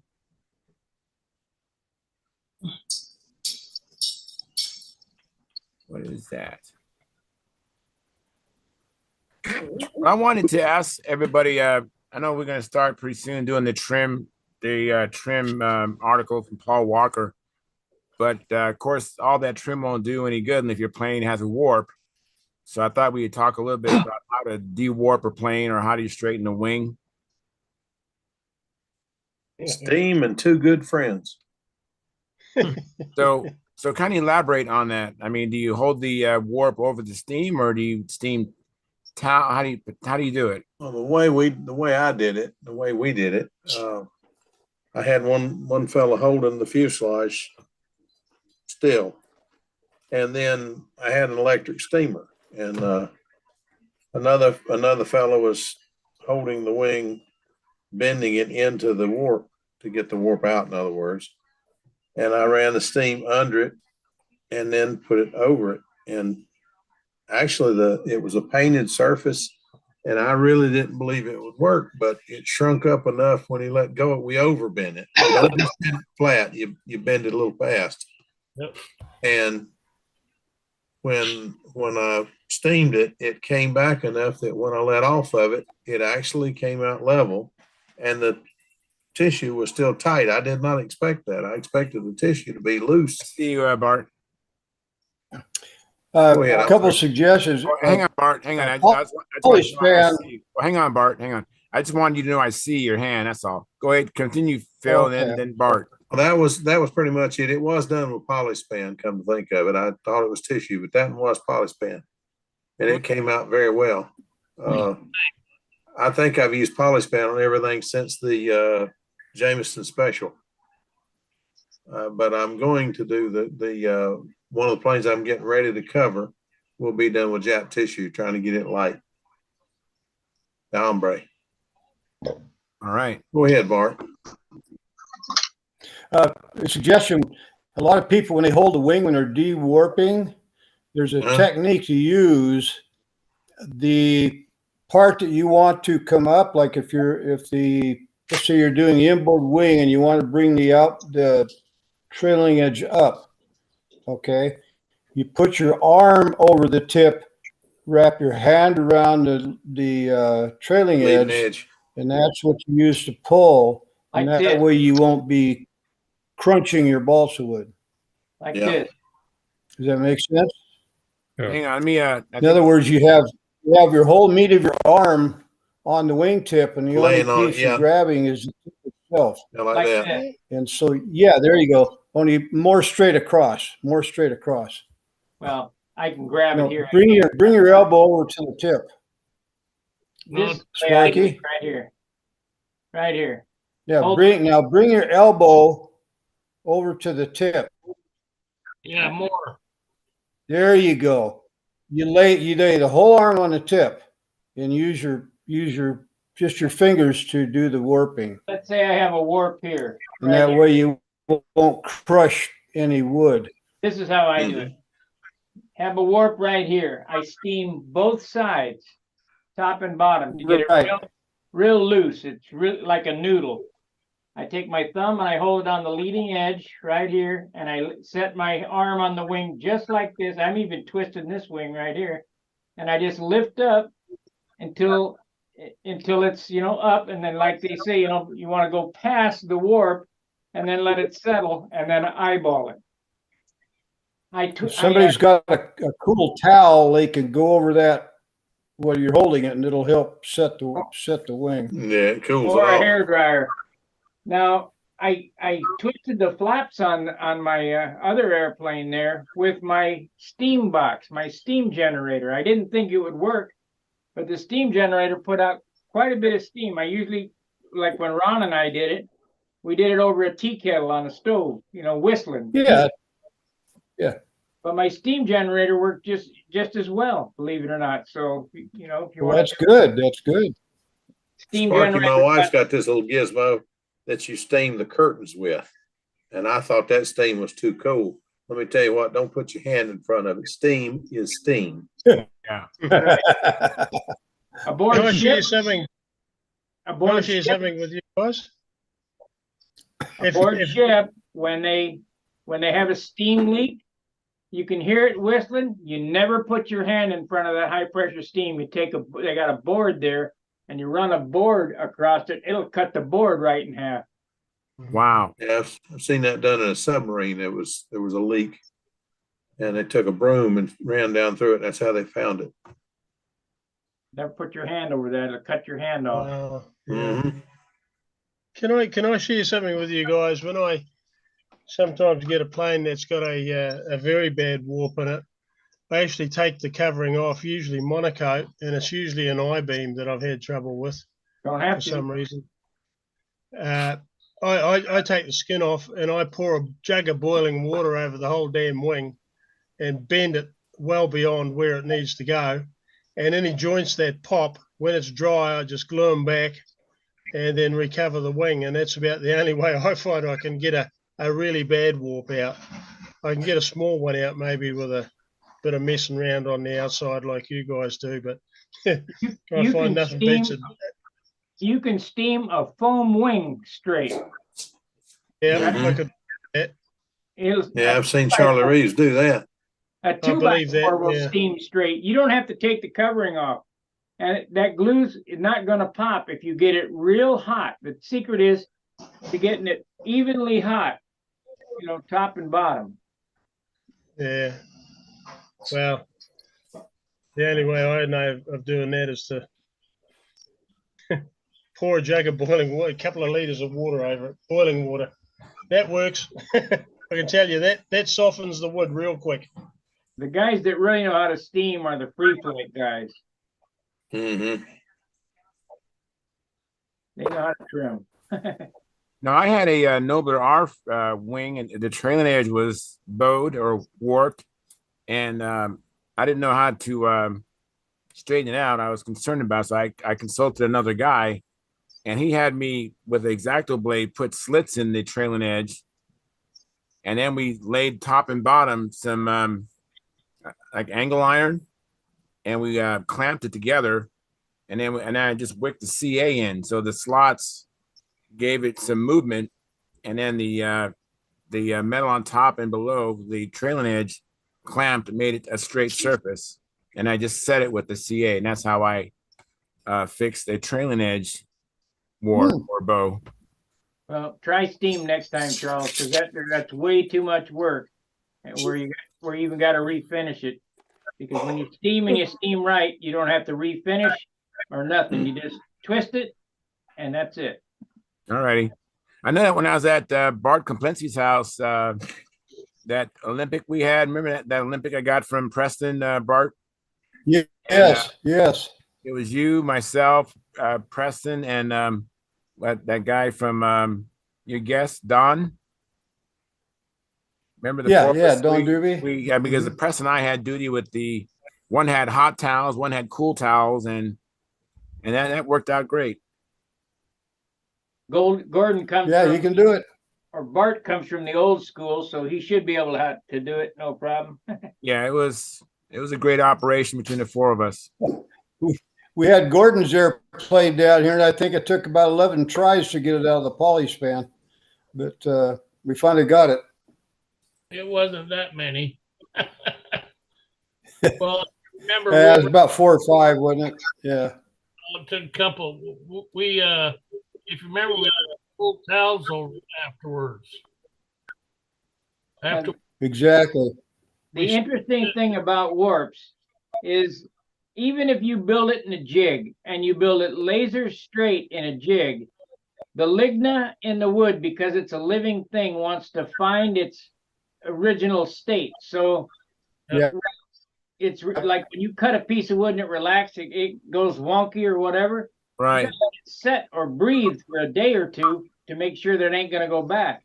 So if you cut it and lock it up, it don't matter if it's power in the wood. It's looking for the sun. That wing will go goofy. It doesn't, and there's no way around it. Yeah. One thing I tell you for certain, if you ever cut some 1/4 inch like you're going to cut the center spar for a I-beam wing, be sure if you take 1/8 of an inch off the top of that piece of wood, take 1/8 of an inch off the bottom as well. Because if you only take it off one side, it'll sure as heck warp to the way you cut it. I'll give you a secret. Don't cut it. Sand it. Well, that's what I do, but then I have a sander. Yeah, that's a good point, Sandy. It won't warp if you sand it. Yeah. I wish I'd known that before I built my USA 1. The spar in that thing looks like an S. It's got an S curve in it. That's the darndest thing I've ever seen. Hey, Jim, you have a comment? I'm sorry, Phil. I was just That's all right. That's all right. Did you have a comment, Jim? Well, I agree with a lot of what's being said. Wood has a natural state it wants to be in, and when you make a slice, it's going to move. And I had a lesson in it over the weekend from John Callentine, who's a master woodworker, and he talked about make a cut down the middle and then on the sides. And I'm not sure I fully understand everything. I see Howard smiling because I think he was standing there. I was there explaining it. But there's a lot to it. And I think no two pieces of wood are the same. Gotta look at the grain, which way the grain's going. Cut it with a saw. Man, don't slice it. Well, I've known you slice it and it will bend. That relieves some internal stresses. So I wasn't very articulate, but I was asking John, how can one cut wood with a laser and have it come out straight? You can make a series of cuts, and I figured out how to do that with the software. So I'm trying to figure out how to make a series of cuts so that the finished final parts come out straight after they're lasered. That's a trick. He always talks about sneaking up on a sneaking up. Yeah, that was that's tough to do with a laser. Oh yeah, you can do it. You can do it. I'm anxious to see. All right. Does your laser have a vacuum on it, Howard? Vacuum hold down? No, a vacuum evacuate that smoke. I mean, I got a laser and it puts out so much smoke it smells like the house burnt down. Well, you got to have an exhaust fan, a serious exhaust fan, and also you need to blow air on the cut. So I have about a 10 psi compressed air supply. I blow on the cut with. I'm not going to use that in the house. Right? Like I said, it smelled like the house burnt down after you use the thing. Yeah, I've got an exhaust going outdoors. I don't have no exhaust. Well, yeah, then don't do it in the house. Hang up a few salmon next time. Hang up a few salmon and smoke them at the same time. Well, I don't know if that'd be the right kind of smoke. Yeah. It smells like burn. It smells like a house burning down. It's bad. Oh, God. Yeah, it's quite pungent. Especially if you're burning acrylic. Ooh, Plexiglass, rather. hadn't thought about that. That would stink. Well, you guys, I'm kind of tired. I want to end the live stream. I want to thank everybody for coming in. It wouldn't be a show without you guys. I really mean it.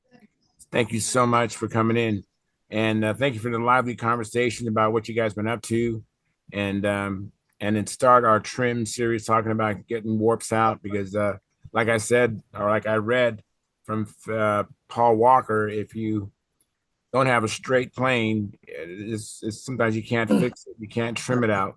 Yeah, we had a trimming clinic one time, and I dewarped the airplanes, and then Paul flew, and he was pretty tired at the end of the day. All right. Well, hey, thanks you guys for coming in. We'll be back. Today's Friday, so hopefully you have a chance to do some flying or work in your shop and come back Monday and tell us all about it. So until then, fair winds, tight lines. See ya.